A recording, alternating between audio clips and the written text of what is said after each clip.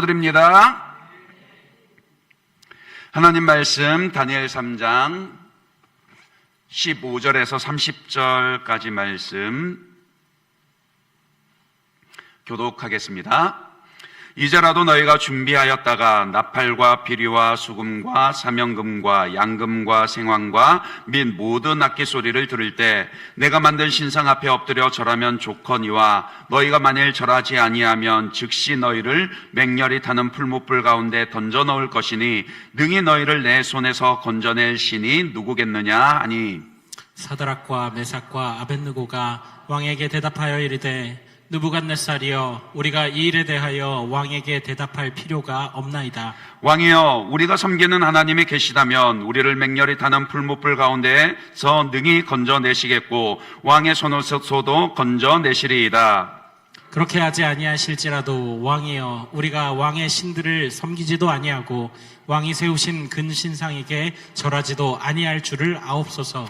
느부갓네살이 분이 가득하여 사드락과 메삭과 아벳느고를 향하여 얼굴빛을 바꾸고 명령하여 이르되 그 풀무불을 뜨겁게 하기를 평소보다 7배나 뜨겁게 하라 하고, 군대 중 용사 몇 사람에게 명령하여 사드락과 메삭과 아벳느고를 결박하여 극렬히 타는 풀무불 가운데에 던지라 하니라. 그러자 그 사람들을 겉옷과 속옷과 모자와 다른 옷을 입은 채 결박하여 맹렬히 타는 풀무불 가운데 던졌더라. 왕의 명령이 엄하고 풀무불이 심히 뜨거우므로 불꽃이 사드락과 메삭과 아벳느고를 붙든 사람을 태워 죽였고, 이 세 사람 사드락과 메삭과 아벳느고는 결박된 채 맹렬히 타는 풀무불 가운데에 떨어졌더라. 그때에 느부갓네살 왕이 놀라 급히 일어나서 모사들에게 물어 이르되 우리가 결박하여 불 가운데에 던진 자는 세 사람이 아니었느냐 하니, 그들이 왕에게 대답하여 왕이여 올소이다 하더라. 왕이 또 말하여 이르되 내가 보니 결박되지 아니한 네 사람이 불 가운데로 다니는데 상하지도 아니하였고 그 넷째의 모양은 신들의 아들과 같도다 하고, 느부갓네살이 맹렬히 타는 풀무불 악이 가까이 가서 불러 이르되 지극히 높으신 하나님의 종 사드락 메삭 아벳느고야, 나와서 이리로 오라 하매 사드락과 메삭과 아벳느고가 불 가운데에서 나온지라. 총독과 지사와 행정관과 왕의 모사들이 모여 이 사람들을 본즉 불이 능히 그들의 몸을 해하지 못하였고 머리털도 그을리지 아니하였고 겉옷빛도 변하지 아니하였고 불탄 냄새도 없었더라. 느부갓네살이 말하여 이르되 사드락과 메삭과 아벳느고의 하나님을 찬송할지로다.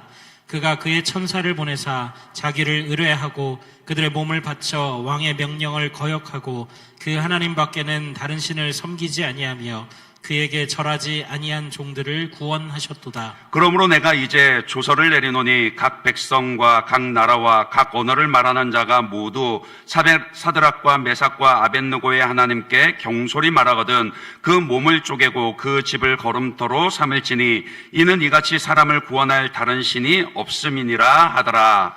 왕이 드디어 사드락과 메삭과 아벳느고를 바벨론 지방에서 더욱 높이니라. 아멘. 이 밤에 기도의 자리에 나오신 여러분들을 환영하고 축복합니다. 하나님께서 다니엘의 세 친구를 하냐냐, 미사엘, 아사랴를 그 뜨거운 풀무불 가운데서도 건져내셨듯이 여러분이 삶 가운데 만나는 모든 고난과 어려움 가운데서도 건져내시는 그런 은혜가 함께 하시기를 축복합니다.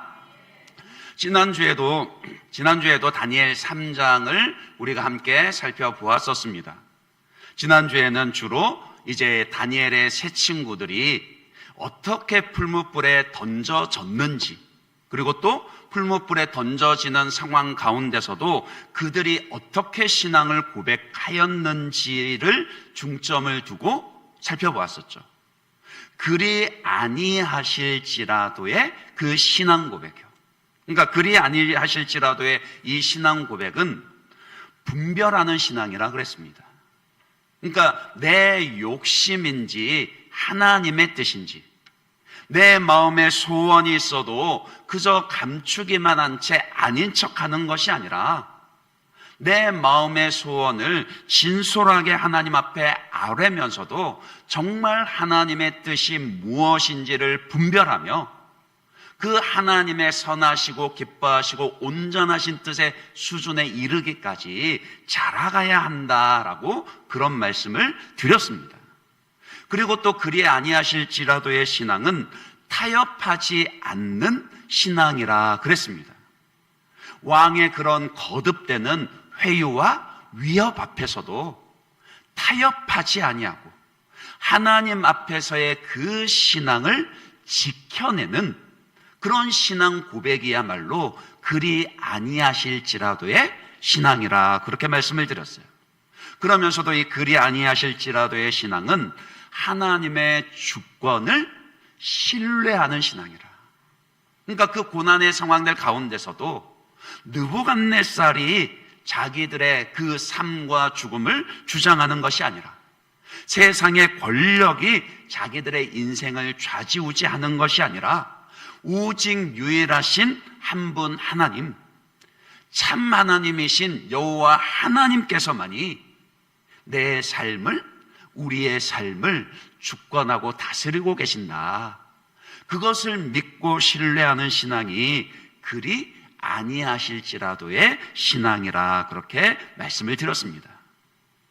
오늘도 동일한 사건이에요. 이제 그렇게 뜨거운 풀무불 가운데 이 하나냐, 미사엘, 아사랴, 사드락, 메삭, 아벳느고가 던져졌습니다. 근데 하나님이 이제 그들에게 그들의 믿음을 보시고 어떻게 행하셨는가, 이제 이 부분에 초점을 맞추어서 다시 한 번 더 이 말씀을 상고해 보려고 합니다. 왜냐하면은 이 말씀이요, 우리가 거듭해서 이렇게 충분히 생각하고 또 생각을 해야 하는 이유가 뭐냐면은요, 바로 오늘 우리가 살아가고 있는 시대가 바벨론 시대와 같다라는 거예요. 느부갓네살 왕이 통치하던 그 바벨론과 오늘날 우리가 살아가는 시대가 너무나도 유사하다라는 겁니다. 물론 과학기술이 발전했고요, 정치제도도 발전했고요, 이전의 삶의 모습과는 비교할 수 없지만, 그러나 영적으로는 여전히 우리는 바벨론의 시대를 살고 있습니다.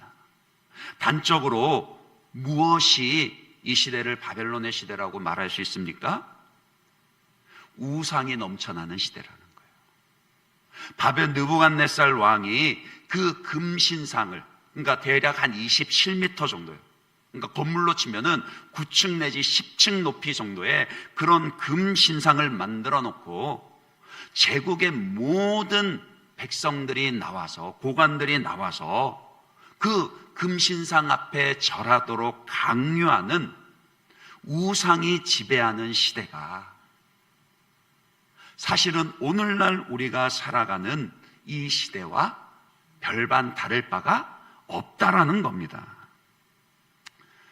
실제로 역사를 살펴보면요, BC 594년 가운데 이 느부갓네살 왕이요, 그러니까 느부갓네살 왕은 바벨론 제국의 왕들 중에서도 아주 탁월한 왕이었거든요. 근데 그때에 그가 반란을, 그러니까 제국을 정복하고 나서도 곳곳에서 일어나는 그런 반란을 진압하고 또 공문을 받기 위해서 지방 순시를 그렇게 다녔다라고 합니다. 그러니까 오늘 말씀에 이 금신상을 세우는 곳이 바벨론 평야라, 신할 광야라, 그렇게 이야기를 하거든요. 그러니까 생각해 보세요. 느부갓네살 왕이 앞서 2장에서 하나님이 주신 그 꿈을요, 그러니까 장래에 대한, 역사가 어떻게 진행해 갈 것인지에 대한 꿈은 꾸었지만, 그래서 이 역사가 어떻게 되리라는 것, 자신의 제국이 영원하지 못하리라는 것도 뻔히 알게 되었지만, 그러나 현실적인 욕심은요, 아니 왕으로서의 책임감은 어떻습니까? 다니엘의 예언 가운데 당신의 나라가 영원하지 못할 거다 그러니까, 아 그래? 그러면 우리나라 망하겠네? 그러면서 주머니에 두 손 넣고 찔러 놓고 있을까요? 아니죠. 오히려 어떤 생각이 들었겠습니까?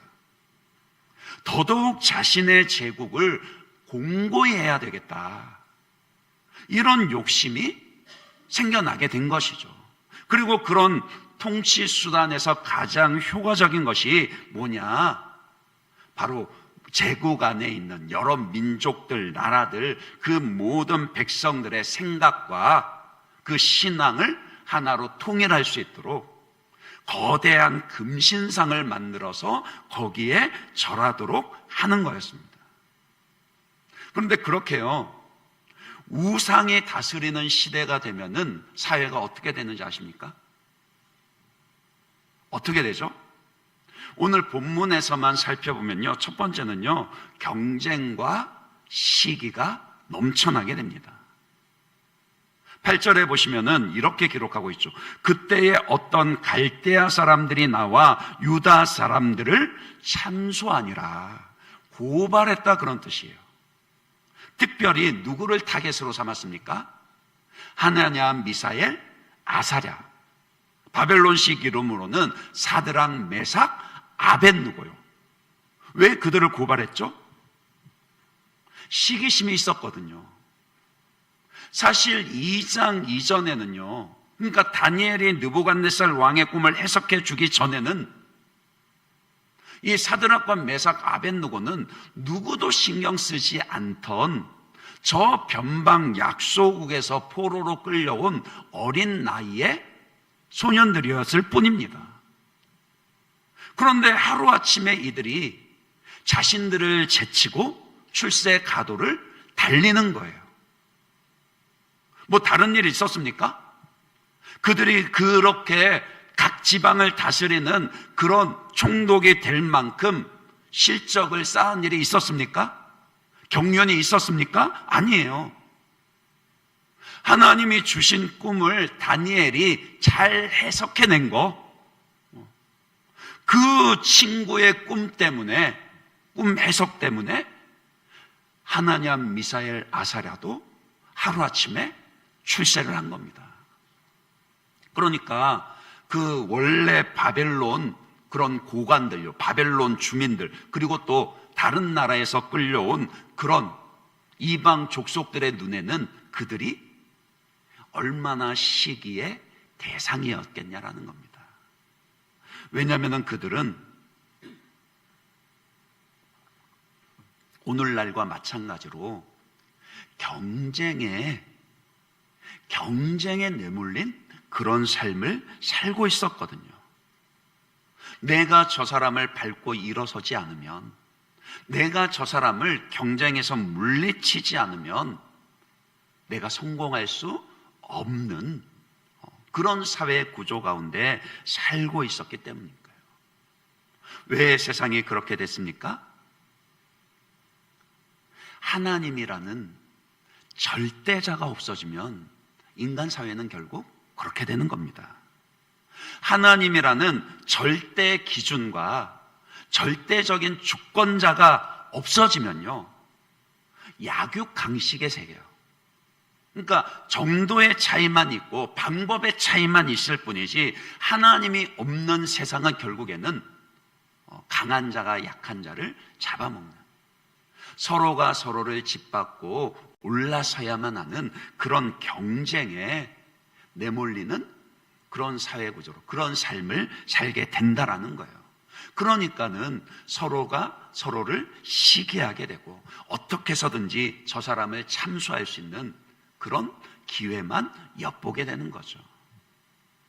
그리고 또 우상이 다스리는 시대는 어떤 사회가 됩니까? 분노와 교만이 넘쳐나는 그런 세상이 됩니다. 그것이 특별히 느부갓네살 왕이라는 절대적인 통치자의 모습으로 드러나게 되죠. 느부갓네살 왕이 다른 신하들의 그 참수하는 소리를 들었습니다. 하냐냐, 미사엘, 아사랴가 대놓고 왕의 명령을 거절했다라는 그 고발이 들어왔습니다. 진노해서 그들을 불러서 사실관계를 확인하니 그대로예요. 그래도 이 느부갓네살 왕이 이 다니엘의 세 친구들에 대해서는 좋은 호의를 가지고 있었던 듯합니다. 그러니까 단번에 그들을 그 명령대로 풀무불에 던져 넣는 것이 아니라 다시 한 번 더 기회를 주죠. 어떻게 기회를 줍니까? 이제라도 너희가 저 신상 앞에 한 번 절하기만 하면 내가 너희를 용서해 주겠다. 그러니까 느부갓네살 왕으로서는요, 제국의 황제로서는요, 굉장한 호의를 베푼 겁니다. 나중에 요것보다는 좀 뒤에 시대긴 합니다만은 에스더 시대 한번 생각해 보세요.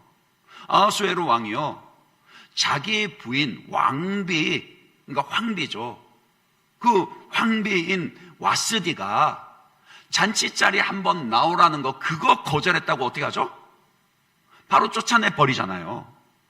그만큼 절대 권력이고, 왕이 한번 내린 명령에 대해서는 왕 스스로조차도 변개할 수 없는 것이 제국의 권력입니다. 그런데도 이 하냐냐, 미사엘, 아사랴에 대해서는 다시 한번 기회를 준다? 이거는 굉장한 호의를 베푼 거예요. 그런데 그런 호의를 그들이 받아들이지를 않죠. 어떻게 합니까? 그리하지 아니하실지라도. 왕이여, 우리가 왕의 명령에 대해서는 더 이상 말할 것도 없습니다. 우리 하나님이 만약 계시더라면, 이 부분은 해석을 잘 하셔야 된다고 그랬습니다. 하나님이 안 계실지도 몰라, 이런 뜻이 아니라 우리 하나님이 우리를 구원해 내시기로만 하신다라면 능히 왕의 손에서 우리를 건져내실 것이요, 그리하지 아니하실지라도 우리는 결단코 그 신상 앞에 절하지 않을 것입니다. 지난주에도 말씀드렸죠. 사람이 이렇게 대놓고 거절을 당하면 어떻게 된다고요? 모르긴 몰라도 느부갓네살 왕이요, 얼굴이 시뻘개졌을 겁니다. 그러니까는 풀무불을 평소보다도 17절에 안 그래도 그 풀무불을 어떻게 불을 지피고 있었다고 그랬어요? 맹렬히 타는 불이라. 그러니까 이게 단순히 불만 뜨거웠다 이게 아니라 문학적으로 살펴보면은 지금 누구도 지금 맹렬히 타는 불같이 진노하고 있었다고요? 느부갓네살 왕도요. 근데 그 맹렬히 타는 불이 19절에 가니까 뭐 어떻게 했다고요? 그 풀무불을 뜨겁게 하기를 평소보다 7배나 더 뜨겁게 하라. 그러니까 7배나 더, 뭐 온도계 가지고 쟀다 이런 뜻이 아니라 더 이상 뜨겁게 할 수 없을 만큼 완전히 뜨겁게 해라. 그만큼 그 느부갓네살 왕이 진노했다, 그런 뜻이죠. 그러니까 느부갓네살 왕의 그 분노와 교만을 여실히 그대로 보여주는 게 오늘 이 본문 사건에 등장하는 풀무불입니다.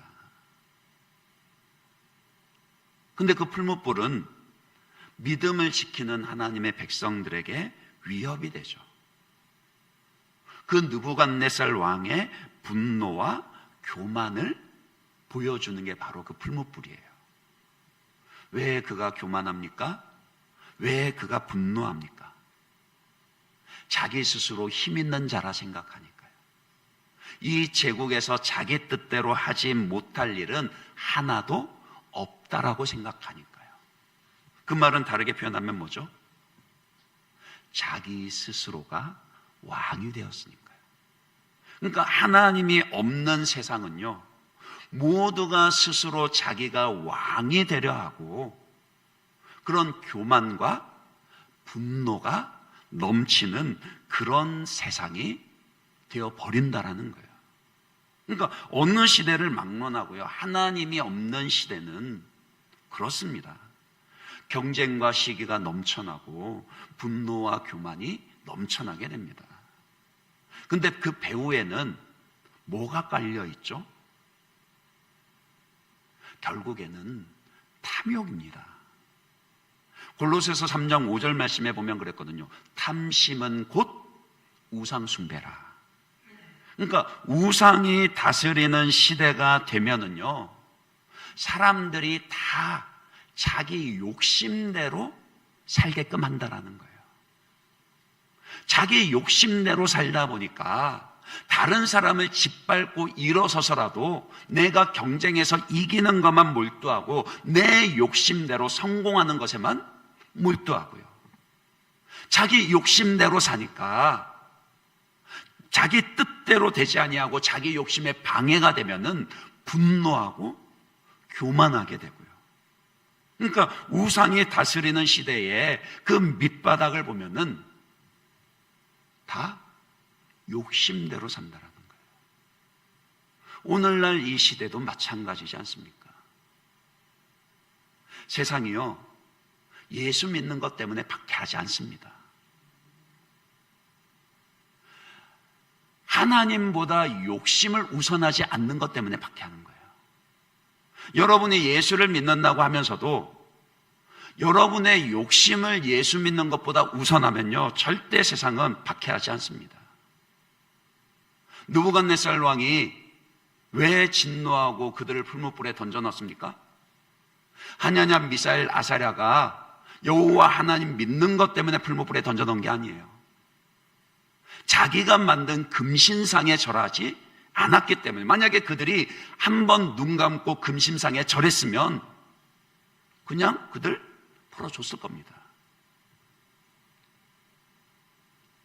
우리가 세상과 다른 것은 욕심대로 살지 않기 때문입니다. 아니, 욕심내지 않는다 그 말이 아니라요. 우리라고 왜 욕심이 없겠습니까? 그러나 우리의 욕심보다도 누구를 더 높이고 우선한다고요? 하나님을요. 그러니까 바벨론 세상에 사는 하나님의 백성들은 그런 사람들입니다. 모두가 다 자기 욕심대로 살아갈 때에 아니라 나는 오직 하나님을 예배하며 하나님의 영광을 위해 살아간다.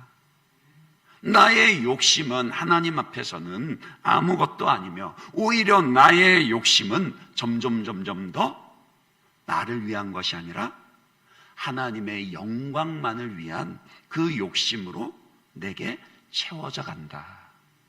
그게 하나님의 백성이라는 거예요. 그러니까 바벨론 세상에서도 하나님의 백성이란 그런 믿음을 지켜내는 자들입니다. 그런 의미에서 오늘 첫 번째로 이 믿음에 대해서도 우리가 좀 더 고민을 해보아야 합니다. 생각해 보세요. 하나냐, 미사엘, 아사랴 이 세 명뿐만이 아니라 오늘의 이 사건이 바벨론 제국 전역에 알려지게 되었습니다. 느부갓네살 왕이 나중에는 조서를 써서 온 제국 곳곳에 이 일을 모든 사람들이 알게 하였고 하나님을 멸시하지 못하게 했습니다. 그러니까 바벨론으로 끌려온 포로들 비롯해서 그 이전부터 역사 가운데 그 세계 곳곳으로 끌려가서 박해와 핍박 가운데 있던 하나님의 백성들이 오늘의 이 사건을 들었을 때 얼마나 큰 위로가 되었을까요? 그러니까 오늘 이 본문의 사건을 기록한 중요한 목적 중에 하나는 분명히 이건 맞습니다. 하나님이 우리를 고난 가운데서도 구원하신다라는 거예요. 그런데 그들이 특히 이 하나냐, 미사엘, 아사랴가 믿는 이 믿음은요, 단지 하나님께서 우리를 고난 가운데 구원하신다, 혹은 우리를 그 뜨거운 풀무불 가운데서도 구원하신다, 그 믿음이 전부였을까요? 만약에 그랬으면은 그러하지 아니하실지라도 이런 신앙 고백은 하지 않았겠죠. 하나님, 우리를 구원해 주시길 원합니다. 하나님, 우리를 구원해 주셔야 합니다. 순교를 하더라도 그 신앙 고백이 전부였겠죠. 그러나 그럼에도 불구하고 그들이 느부갓네살 왕의 그런 위협과 회유 앞에서도 타협하지 않을 수 있었던 것은 그들이 어떤 믿음을 가졌기 때문입니까? 단지 고난으로부터 구원받는 믿음이 아니라요, 하나님의 그 명령이에요. 계명에 순종하는 것을 더 중요하게 여기는 믿음을 가졌기 때문이라는 거예요.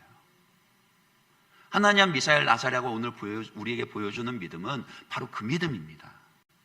17절, 18절 보실까요? 거기 보시면 뭐라 그럽니까? 왕이여, 우리가 섬기는 하나님이 계시다면 우리를 맹렬히 타는 불못불 가운데서 능히 건져내시겠고 왕의 손에서도 건져내시리이다. 그러니까 17절은 구원받는 신앙에 대한 그 믿음을 이야기합니다. 하나님이 능히 우리를 건져내실 겁니다. 그런데 18절은 뭐죠? 그렇게 하지 아니하실지라도 왕이여, 우리가 왕의 신들을 섬기지도 아니하고 왕이 세우신 금신상에게 절하지도 아니할 줄을 아옵소서. 18절의 내용이 뭡니까? 저희는 결코 여호와 하나님이 아닌 다른 우상에게 절할 수 없습니다. 왜 그들이 이렇게 고지식하게 하나님을 믿는 거죠?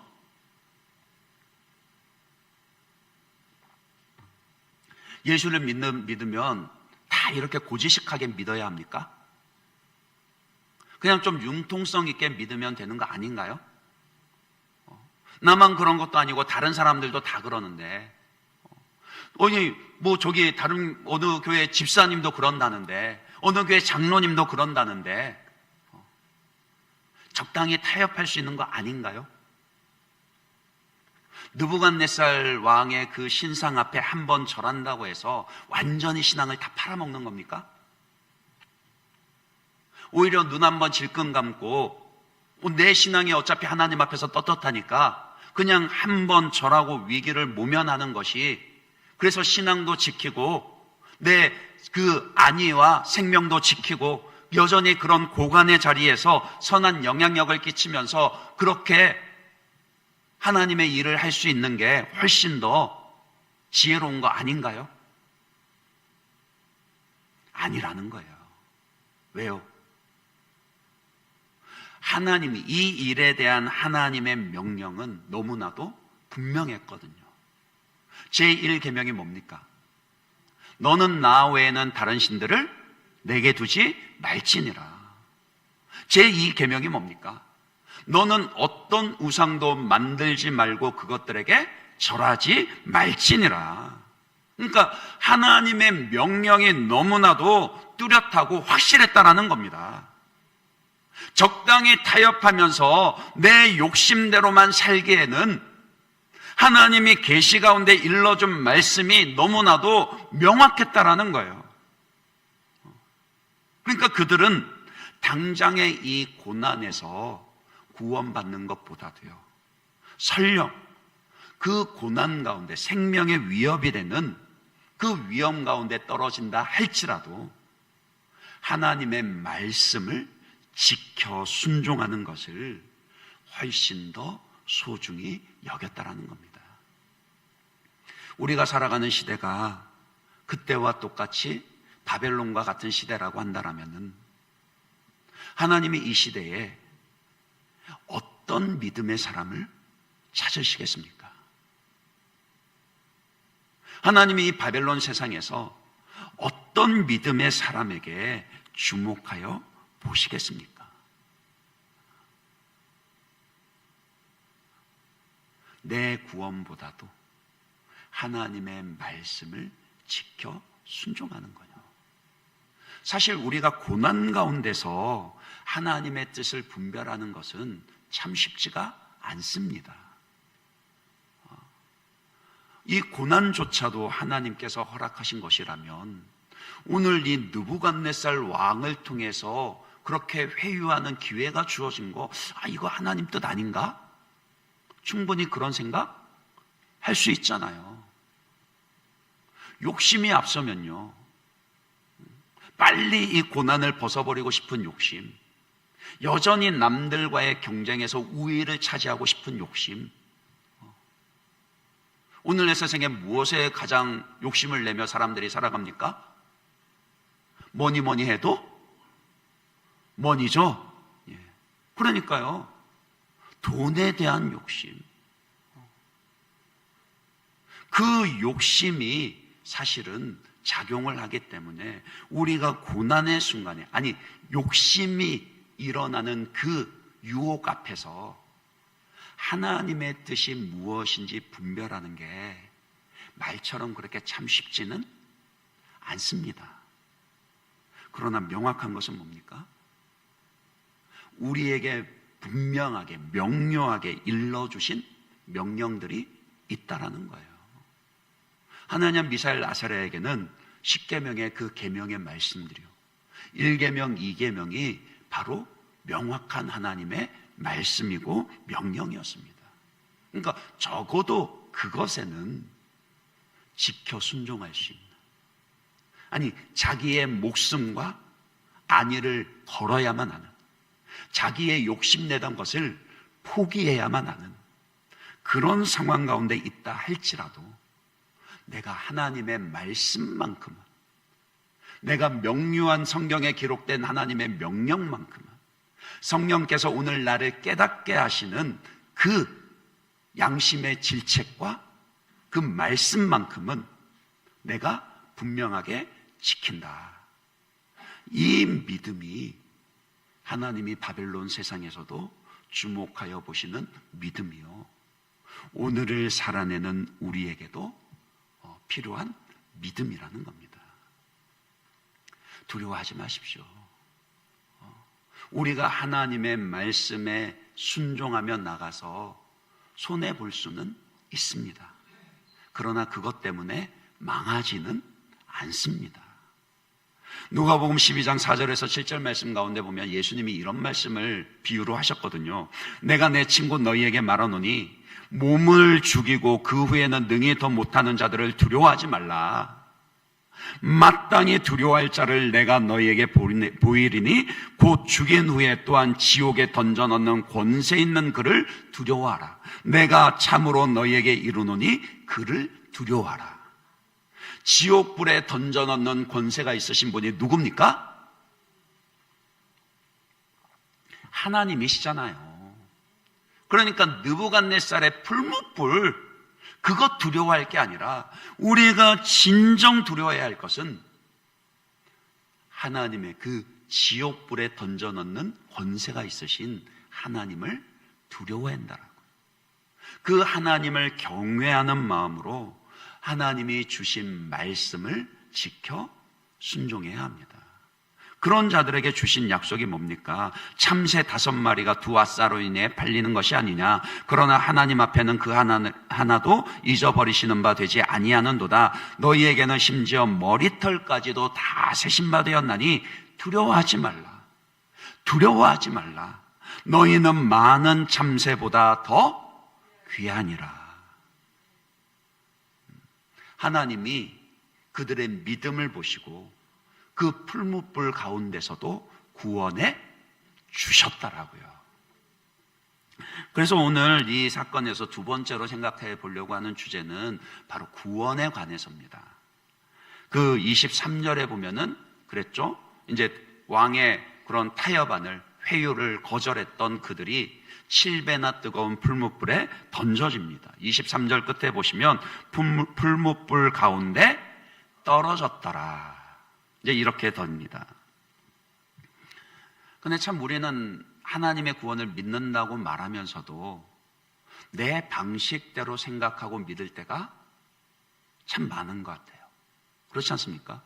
만약에 여러분이 그 하나냐와 미사엘, 아사랴의 그 입장이 되었다면, 아니 적어도 그 당사자들이 아니더라도 그 곁에서 사건을 지켜보는 그런 3자 입장이 되었다면 절박한 마음으로 하나님의 저들 구원해 주셔야 됩니다. 하나님 풀무불 가운데서 저들 구원해 주셔야 됩니다. 이렇게 기도하실 때 언제까지 기도하실 것 같으세요?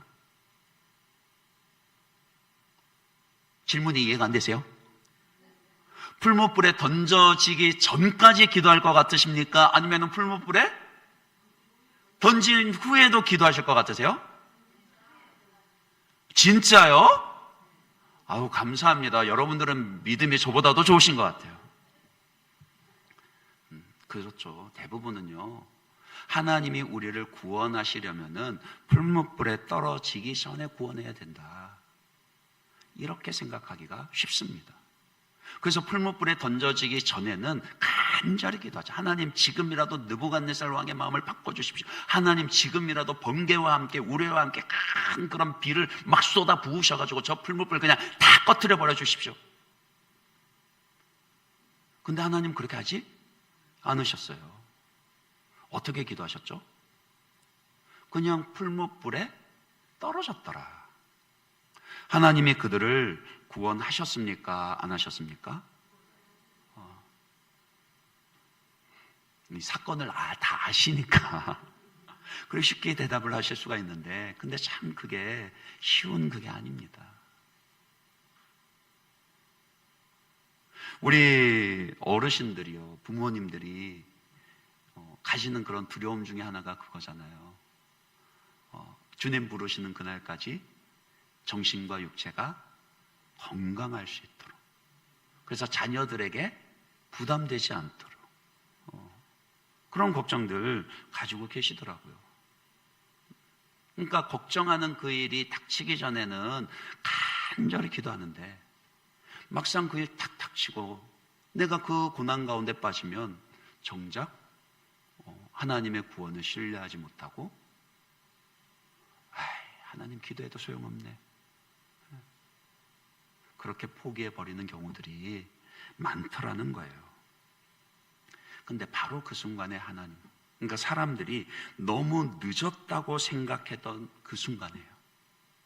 하나님이 구원하시려면 이때까지는 진즉에 하나님이 구원하셨어야 되지 않나 생각하는, 너무 늦었다 생각하는 바로 그 순간에 하나님이 그 다니엘의 세 친구들을 구원하셨다라는 겁니다. 그러니까 우리는 하나님의 구원하심을, 하나님의 일하심을 우리의 생각대로 그렇게 재단하거나 판단하지 말아야 한다라고요. 하나님이 구원하시는 방법도요, 우리가 잘 생각을 해보아야 됩니다. 어떻게 구원하셨죠? 이제 정말 풀무불에 던져졌어요. 그랬더니 정말 좀 전에 말씀드렸던 것처럼 갑자기 막 구름들이 막 먹구름이 몰려와가지고 막 그 폭우가 쏟아져서 그렇게 불을 꺼트리면서 구원하셨습니까? 어떻게 되었죠? 24절, 25절이죠. 거기 보시면 이렇게 되어 있습니다.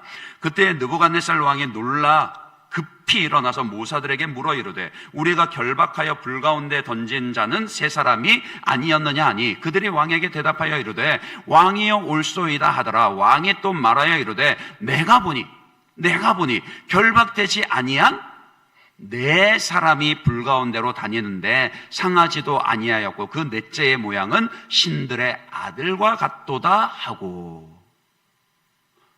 좋아요. 뒤늦게라도 하나님이 구원해 주신다라면 우리는 어떻게 해야지 하나님이 구원해 주시는 거라고 생각을 합니까?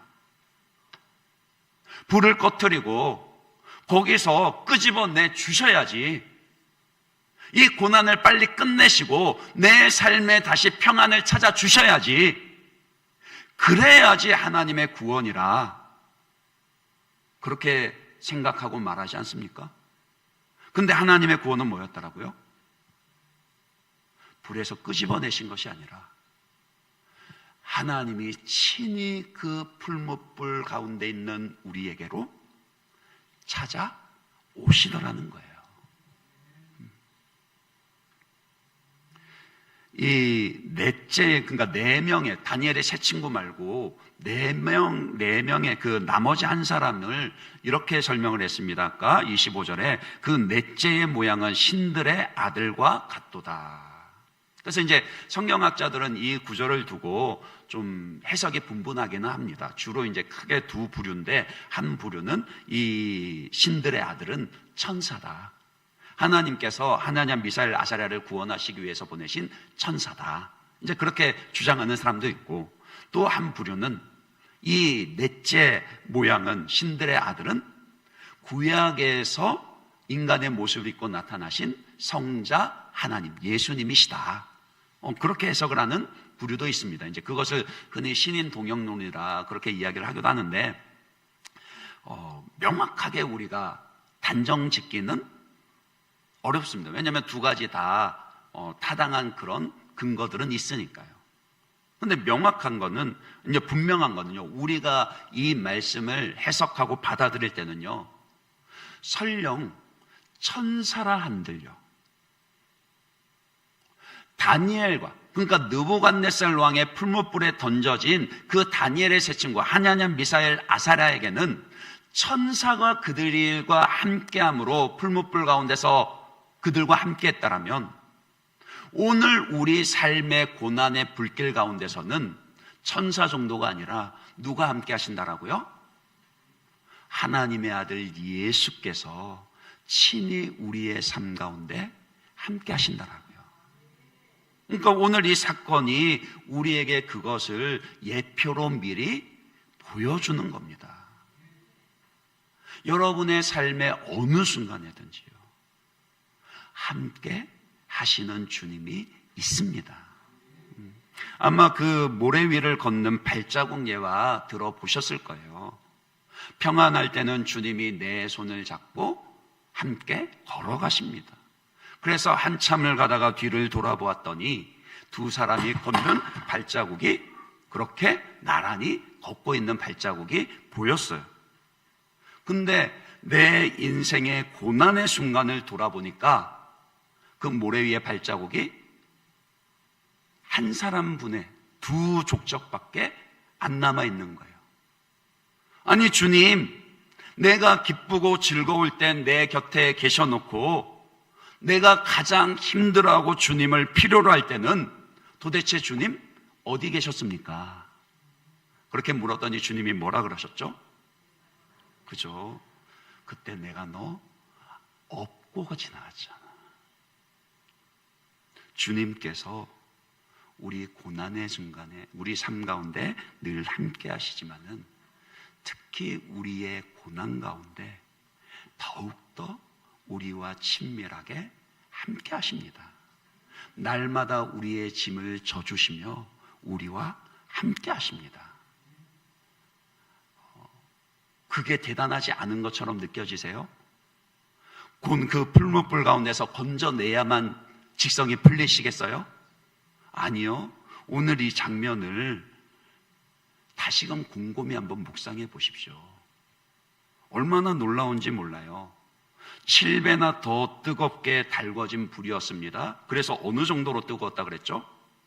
하나냐, 미사엘, 아사랴를 그 풀무불에 던져 넣으려고 끌고 가던 그 군사가요, 그러니까 불에 던져 넣으려던 사람이 불에 타 죽을 정도로 그 불이 뜨거웠다 그랬어요. 그런데 나중에 이 세 사람을 불에서 나오게 하고 나서 보니까 머리카락 하나도 그슬리지 아니하고요, 머리도 옷도 하나도 불에 타지 않았다 그랬습니다. 근데 말씀 자세히 보면요, 그들이 던져질 때는 결박해서 던져졌다 그랬거든요. 그러면 불 속에 던져졌을 때, 야, 이 옆에 그 불에 타 죽은 사람은 둘째 치더라도 하나냐, 미사엘, 아사랴를 결박하고 있던 그 포승줄은 불에 탔다는 거예요, 안 탔다는 거예요? 제가 그림을 가지고 와서 그려드릴까요? 예, 탔죠. 근데 머리카락과 옷은 안 탔어요. 이해 가시나요? 우리가 고난을 만난다고 해서 그 고난에 속박받고 매이는 것이 아니라 주님이 함께 하시면 그 고난 가운데서도 우리는 자유함을 누리게 된다는 겁니다. 어떠한 고난 가운데서도요, 주님이 함께 하시면 세상에 강요하는 그런 욕심으로부터 자유하게 되고요, 느부갓네살 왕의 그런 위협과도 같은 두려움으로부터 자유하게 되고요, 그 모든 어려움으로부터 자유하며 주님이 주시는 평강과 기쁨을 마음 가운데 누리게 된다라고요.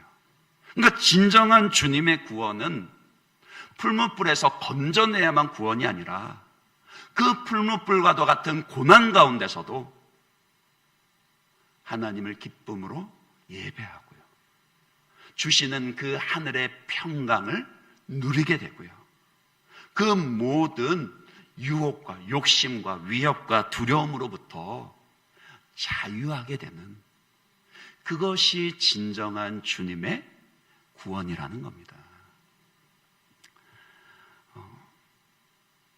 그리고는 그 후에야 하나님께서 그들을 불못불 가운데서 구원해내시죠. 건져내내시죠.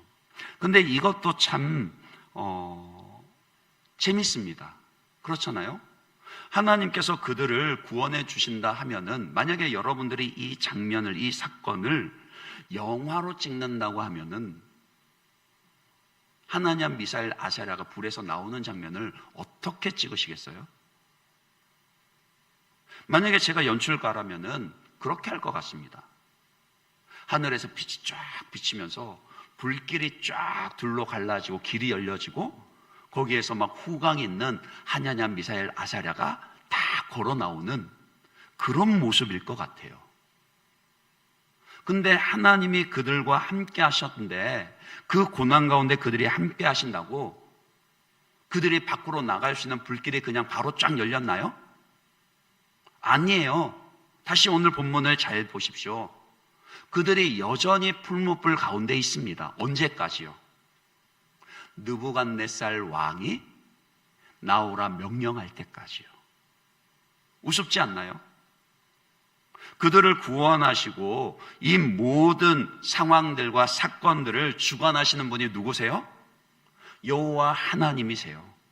그런데 하나님은 그 느부갓네살, 세상의 그런 위협, 그 세상의 교만한 그런 그 억압 가운데서 자기 백성들을 구원하시는데, 느부갓네살 왕을 쫓아내신 게 아니라, 하나님이 그 풀무불 불꽃을 가르신 것이 아니라 여전히 그의 권세 가운데 두시는 가운데 하나님이 그들을 느부갓네살의 입술을 통해서 나오게 하시더라는 거예요.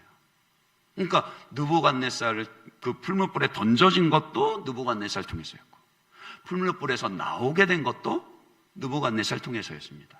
그런데 그렇다고 해서 이 사건이 느부갓네살 왕이 그들을 구원했습니까? 아니죠. 누가 구원했죠? 하나님이 구원하셨습니다. 결과적으로 그 하나냐, 미사엘, 아사랴의 믿음과 그들이 경험한 그 임마누엘의 그 구원, 그것으로 말미암아 하나님이 어떤 결과를 얻어내십니까? 하나님의 영광을 드러나게 하신다라는 거예요. 그것이 이제 마지막에 28절에서 30절까지 말씀에서 볼 수가 있습니다. 느부갓네살이 말하여 이르되 사드락과 메삭과 아벳느고의 하나님을 찬송할지로다. 그가 그의 천사를 보내사 자기를 의뢰하고 자기 몸을 바쳐 왕의 명령을 거역하고 그 하나님 밖에는 다른 신을 섬기지 아니하며 그에게 절하지 아니한 종들을 구원하셨도다. 그러므로 내가 이제 조서를 내리노니 각 백성과 각 나라와 각 언어를 말하는 자가 모두 사드락과 메삭과 아벳느고의 하나님께 경솔히 말하거든 그 몸을 쪼개고 그 집을 거름토로 삼을지니 이는 이같이 사람을 구원할 다른 신이 없음이니라 하더라. 왕이 드디어 사드락과 메삭과 아벳느고를 바벨론 지방에서 더욱 높이니라. 보세요. 사실은 느부갓네살 왕이 이렇게 말하고 조서를 내렸다라고 해서 그가 회심한 것은 아닙니다. 그렇게 보기는 어렵습니다. 느부갓네살 왕에게 여호와 하나님은 여전히 사드락과 메삭과 아벳느고의 하나님이지 내 하나님은 아니에요. 물론 이제 역사 가운데 그 고고학적인 그런 기록들은 그런 역사 기록을 남기긴 합니다. 바벨론 제국이 원래 다신교를 섬기는 그런 문명인데, 유독 느부갓네살 왕 때는 유일신을 강조했다 그래요. 그건 역사 가운데 분명히 있는 기록입니다. 근데 그 유일신이 여호와 하나님이다, 그런 의미는 아니에요. 그러니까 느부갓네살 왕이 이토록 놀라운 하나님의 그 구원을 경험하고 하나님의 영광을 보기는 보았지만, 그렇다고 해서 그가 회심하여서 하나님을 믿게 된 것은 아니라고요. 근데 그래서 실은 더 놀랍습니다. 뭐가 놀랍나요?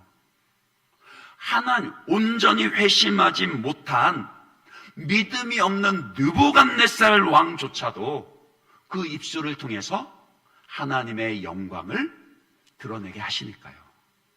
놀랍지 않나요? 만약에 그가 회심했으면 이 고백이 당연할지도 모릅니다. 그러나 그는 회심하지 않았음에도 불구하고 오직 여호와 하나님만이 참 하나님이시고 하나님의 이름을 함부로 말해서도 아니 되고 다른 신을 절하여 섬겨서도 아니 된다라는 것을 인정하게 되는 그 일이 벌어진다라는 거예요. 그러니 더 대단한 거죠. 그러니 우리 하나님이 더 대단하신 거죠. 우리 하나님의 영광은요, 오늘 교회 안에서 예수 믿는 자들에게서 뿐만이 아니라 교회 밖의 세상 사람들을 통해서도 인정을 받으시기에 합당하신 영광입니다. 우리 하나님 그런 분이시라고요. 누구를 통해서요? 바벨론 세상에 살고 있는 하나님의 백성을 통해서요. 오늘 이 시대를 믿음으로 살고 있는 저와 여러분들요. 특별히 이 하나냐, 미사엘, 아세라처럼 고난의 순간에도 믿음으로 타협하지 아니하고 세상 사람들 따라처럼 욕심을 따라 살지 아니하고 하나님의 그 말씀을 지켜 순종하는 믿음이요. 고난의 순간에도 하나님의 함께하심을, 우리 주 예수 그리스도의 함께하심을 누리는 그 믿음의 사람을 통해서 하나님은 이 세상에 자신의 영광을 나타내 보이십니다. 베드로전서 4장 12절에서 14절 말씀만 읽고 설교를 마무리하겠습니다.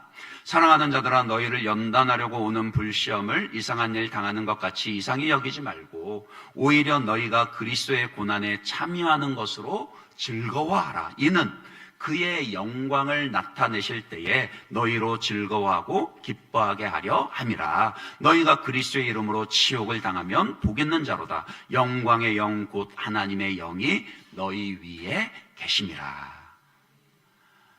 바벨론 세상에서 살아가는 우리가 고난이 없이 살아갈 수는 없습니다. 그러나 우리의 믿음은 당장의 내 구원보다도 하나님의 말씀에 순종하는 것을 더 귀하게 여기고, 그 또한 무엇보다도 그 우리의 삶 가운데, 특별히 고난의 순간 가운데 함께 하시는 우리 주 예수 그리스도의 그 임마누엘의 은혜를 누리는 그런 믿음의 사람들이요. 그런 사람들은 고난을 만나도 낙심하거나 도망가는 것이 아니라, 타협하는 것이 아니라 오히려 기뻐하고 즐거워하며 나를 통해서 하나님의 영광을 드러내는 것을 갈망한다는 거죠. 저와 여러분이 그런 믿음의 사람 되시기를 주님의 이름으로 축원합니다. 이 시간 우리 말씀 생각하면서 이 찬양 고백하고 함께 기도하도록 하겠습니다. 우리 나 약해 있을 때에도 같이 찬양하겠습니다.